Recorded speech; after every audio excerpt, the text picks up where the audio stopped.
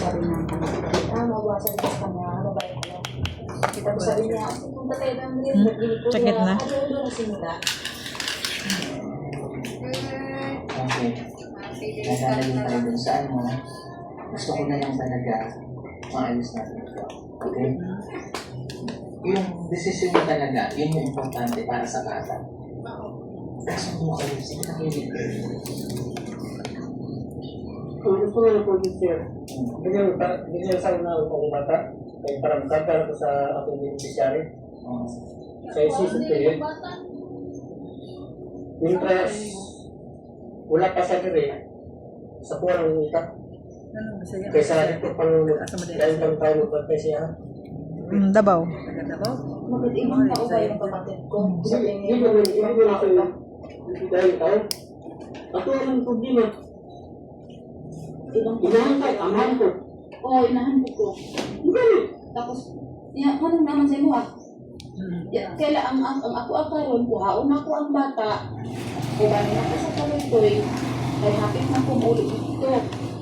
Tapos, pwede na kung mahulaman ang bata. So, para yung mga bulan ng bata. Pwede, hindi mo makasabot. Pag muulan ako, bato ka sa balay, sila kuya na magulang pag bata. Wala na sila, dili na sila mukuan. Kaya nakasabot ako sila. Naluloy mo lang kuya. Sumala ko, di pa ulang pa. Wala ito nila di pahibalo nga, di pa ulang pag bata. Natubos lang sila. Kaya ako yung mga nyo, nahiram mo matutong sa bata. Wala nang kaya yung padala sila nila. Padala ko lang ko sa bata ba? Ikaw ang magtugol.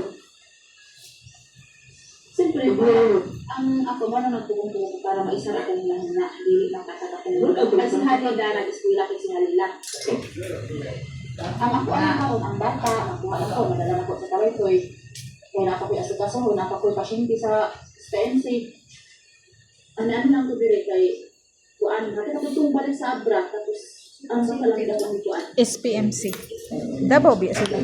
Paano makita na rin yung anak ko? Kasi babalik siya ng aba, hindi ko na nakikita yung bata. Pwede ba yun? Offensive. Alam ko yung pakalatagpila ko sa iyo yung pakalatagpila na kasi hindi yung pagkakaintindihan. Pero tapusin mo muna yun para sa bata. Magkaroon ng time sa irin sa bata. Ano naman, yung tanong ng tatay mo, pagiging mabuti ka naman, pwede mo na natin doon ka, tapos ang okay? Okay? Gawa tayo ng... Pero mga, Yun ang sinasabi ng dati ng para kahiran niya. oo, kasi protection mo din yung ito niya. Huwag kang matakot. Kasi protection mo, ikaw ang ama eh. Protection din niya kasi siya. Ina. Kapag nagkasundo kayo na ganito, yun ang susundin natin. Diba? Para wala ka rin, may peace of mind ka rin, na kapag kinuha mo yung bata, hindi ka pwedeng paparangay, yun yung pulis. Kasi meron kayong kasunduan. Naintindihan mo ba ako? Ayun, ikaw. So ngayon ang gagawin natin, pwede na ba yung makuha ang bata? Tapos pagpakalis na siya, pwede ka ulit pumunta doon, pwede mong kuhanin. Pag-uusap kayo, pwede ko balik. Ganun lang. Yun ang gagawin. Pwede lang siguro sa pagkulit ko tapos punta siya ng pangalawa. Para mapatakot lang siguro siya na hindi pahiram ni Kuya ng bata. O yun yung sinasabi. Para naman siya, pwede naman kung hindi ka pahiram ni Kuya, pwede ka rin mag-inom. Yun naman pala eh. Diba, tsaka samahan ka namin. Pag gusto mong hiramin ng bata, kami magsasama sa'yo. Sa kuya niya. Dahil mo. Pag sinabi mo naman, Sir, tapos na yung araw ng ng bata, ihatid ko na. Susundin ka rin namin. Ihatid mo doon. Okay ba yun? Offensive. Ayun. Ay, nagkakidawag lang ako. Hindi naman yung sa akin yung nag-aaral ako para sa mga bata.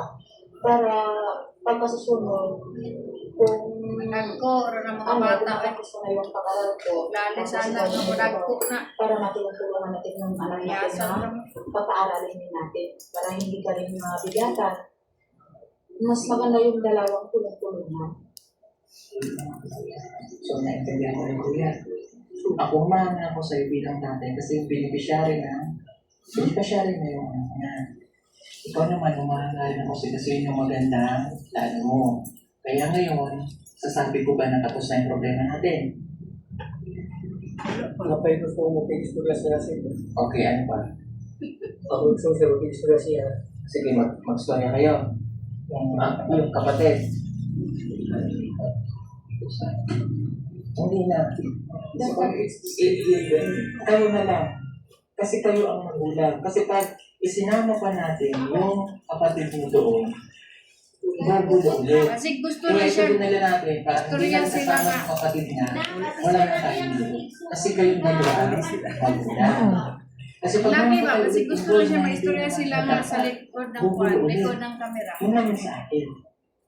Ha? Kaya wala dito yung kapatid na hindi na sila. Kaya wala tayo dito. Kasi kayo ang dalawang mag-uusap kasi kayo ang magulang. Sila, pwede mga guardian, hindi na sila pwede mag-ilap. Kasi sa korte, hindi pwede, papanigan pa rin